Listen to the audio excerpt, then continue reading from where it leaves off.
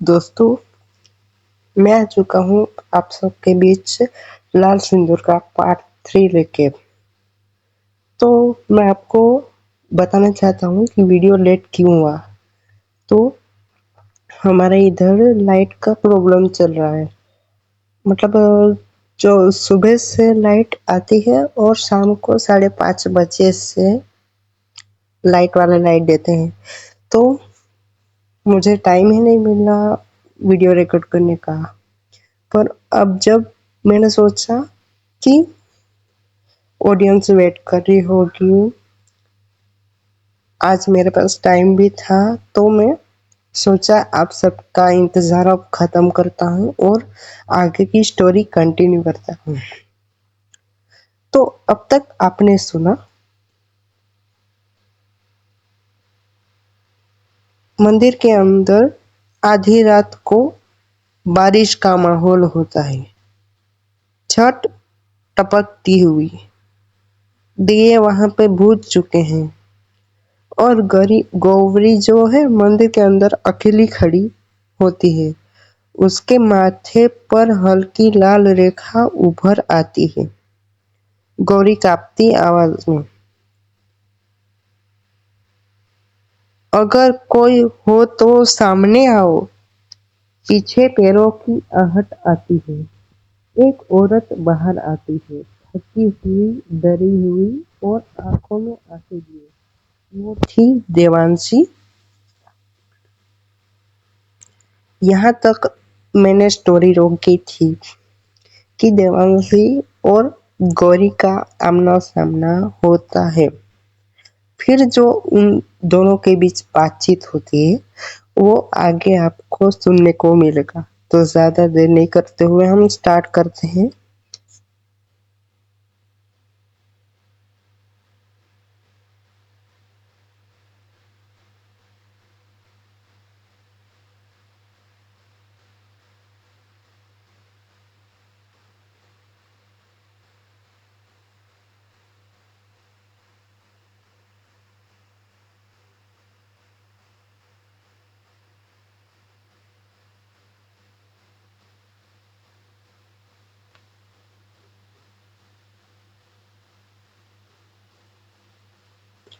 गौरी कठोर आवाज में, अगर तुम सच जानती हो तो मत छुपाओ।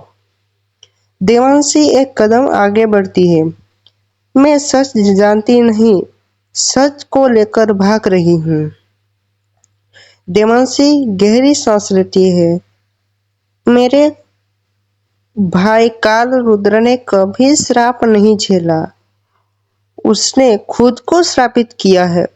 गौरी की आंखें फैल जाती है, वो चौंक जाती है। ये आखिर देवांशी कह क्या रही है? ये कैसे हो सकता है? मालिनी मुक्त होना चाहती थी।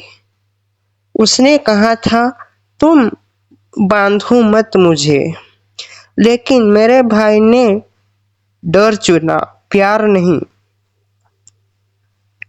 गौरी का शरीर कांपता है। तो जो नफरत मैंने सिद्धार्थ से की वो मेरी नहीं थी, वो किसी और की थी। फिर देवांशी उससे बात करते हुए कहती है, नहीं, वो डर था तुम्हारा जो तुम्हारे अंदर जग आया। काल रुद्र की आवाज अंधेरे में गूंजती है, तू मेरी बहन नहीं रही, तूने मुझे धोखा दिया है। देवांशी नहीं पलटती, और तुम मेरे भाई नहीं रहे काल रुद्र, क्योंकि तुमने अच्छाई का रास्ता चुनने के बजाय बुराई का रास्ता चुना। ऐसा देवांशी बोलती है। देवांशी गौरी के हाथ में मालिनी की असली सिंदूर रखती है। ये बंधन नहीं तोड़ेगा, ये सच दिखाएगा। गौरी का चुनाव। गौरी अपनी हथेली देखती है, आंसू गिरते हैं। गौरी धीमी आवाज में, अगर प्यार छोड़ने से बचता है तो मैं छोड़ दूंगी उस डर को। मंदिर की दीवारों पर लाल निशान एक एक करके फीके पड़ जाते हैं। काल रुद्र की सांसें भारी होने लगती हैं।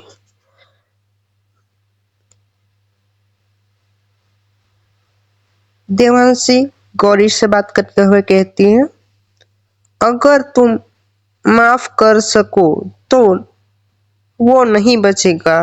गौरी की आंखें बंद हो जाती है, मतलब वो आंखें बंद करती है कुछ सोचते हुए। हवा फिर चलती है।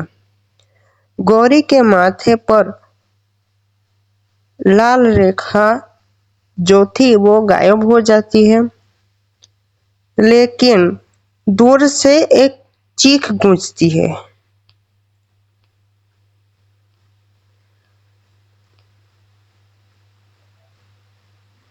अंतिम अध्याय।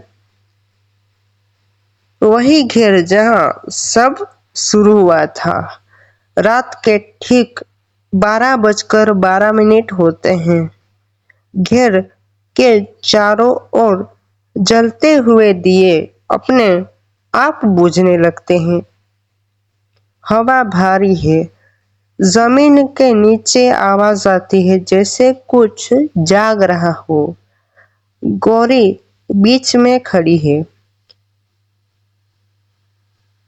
एक हाथ में मालिनी का सिंदूर, दूसरे हाथ में अपना डर लिए, अपने अंधेरे से उभरता हुआ डर।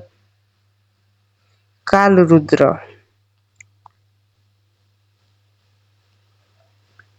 काल रुद्र हंसते हुए, अगर मैं डर से बना हूं तो डर ही मेरा अस्त्र है। चारों तरफ वो दृश्य उभरते हैं। सिद्धार्थ का गिरना, बाबा भैरवनाथ का मंत्र, गौरी की बेबसी और गौरी की सांसें तेज होना।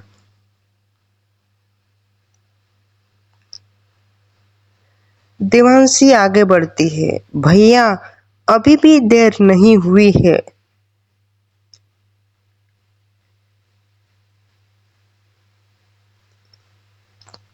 काल रुद्र गुस्से में आकर कहता है, देर तो उसी दिन हुई थी जब तुमने सच चुना, मुझे नहीं देवांशी। एक झटका, देवांशी दूर गिर जाती है। जब तक बेहोश पड़ा सिद्धार्थ धीरे धीरे उठता है। गौरी, आज ये सब मेरी वजह से हो रहा है, तो तुम मुझे छोड़ दो और अपनी जिंदगी जियो। गौरी उसकी ओर देखती है।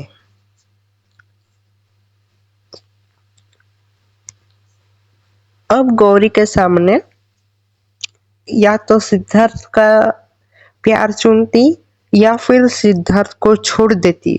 दो चॉइस उसके सामने आ चुकी है। तो अब आगे की कहानी में गौरी क्या करती है वो देखते हैं। क्या वो सिद्धार्थ को छोड़ देगी या फिर सिद्धार्थ को चुनेगी, वो तो आप सुनोगे तभी पता चलेगा। तो स्टार्ट करते हैं। या तो इसे बचाओ या तो इस दुनिया को बचाओ। पूरा घेर कांपने लगता है। गौरी का फैसला। गौरी की आंखें बंद हो जाती है। धीमी आवाज, मैं किसी को बांधूंगी नहीं, न डर से न प्यार से। वो सिंदूर हवा में उछाल देती है। मुक्ति का रास्ता और चमत्कार। सिंदूर का आग नहीं बनता, मतलब सिंदूर जो है वो आग नहीं बनता, वो रोशनी बन जाता है। मालिनी की शांत आवाज, धन्यवाद मुझे छोड़ने के लिए। काल रुद्र की चिंता मतलब वो जोर से चीखता है, सांसें टूटने लगती है उसकी। विनाश का रास्ता जो टल गया। अगर गौरी ने बदला चुना होता तो पूरा गांव राख बन जाता, लेकिन उसने माफी चुनी, जो अच्छी बात है। काल रुद्र घुटनों पर गिरता है।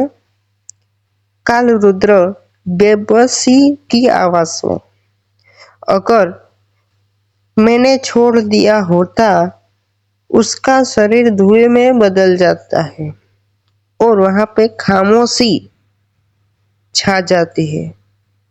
अंत लेकिन पूरी तरह नहीं। सुबह की पहली किरण। घेर जहां डर का माहौल था, वो अब एकदम शांत हो चुका था। मतलब वहां कोई डर का माहौल नहीं था। देवांशी रोते हुए मुस्कुराती है। आज काल नहीं, प्यार जीता है।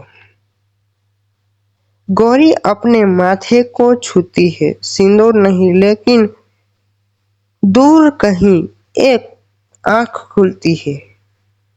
हर डर आज नहीं मरता।